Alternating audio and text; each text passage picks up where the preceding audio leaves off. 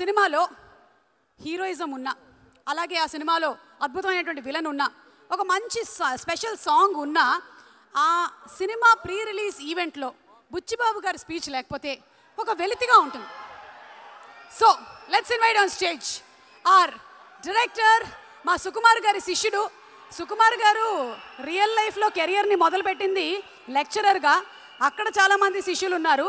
అలాగే ఇక్కడ కూడా డిస్టింక్షన్తో పాస్ అయినటువంటి శిష్యుడు ఉన్నారు. That is Buchibabu garu. Buchibabu garu, hearty welcome to Dallas. How you doing Buchibabu garu? అందరికీ నమస్కారం అండి. సుకు సార్ మీకు ఫస్ట్ నమస్కారం. సార్ శంకర్ గారు, మీ సినిమాలు చూస్తూ పెరిగామండి మేము. మాది పిఠాపురం.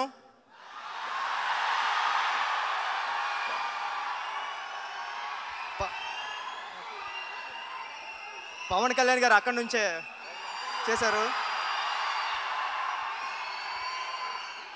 సార్ పిఠాపురం పూర్ణ థియేటర్లో మీ భారతీయుడు సినిమా చూసినప్పుడు, అంటే మేము పిఠాపురం నుంచి కొత్తపల్లి మా ఊరు వెళ్ళి వచ్చేటప్పుడు గేట్ వేసేవారు.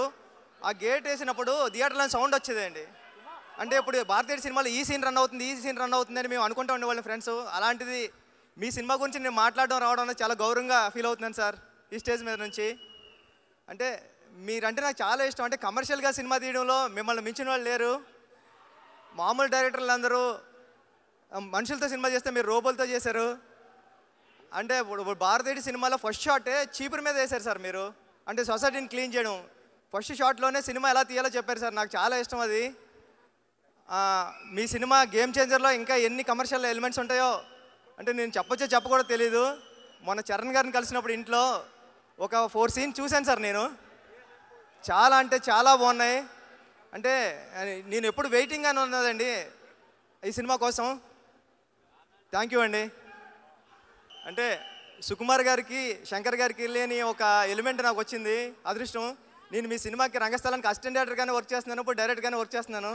నన్ను మీరు అసిస్టెంట్ డైరెక్టర్గా ఎలా చూస్తారో డైరెక్టర్గానే అలా చూస్తారు. మీ దగ్గరికి ఏదైనా సమస్య వచ్చినప్పుడు మీ మాట్లాడాల్సిన అవసరం లేదు, మీ ముందు నిలబడితే చాలా ఏదో ప్రాబ్లం ఉంది చెప్పు అంటారు. మీరు అంత అర్థం చేసుకుంటారు.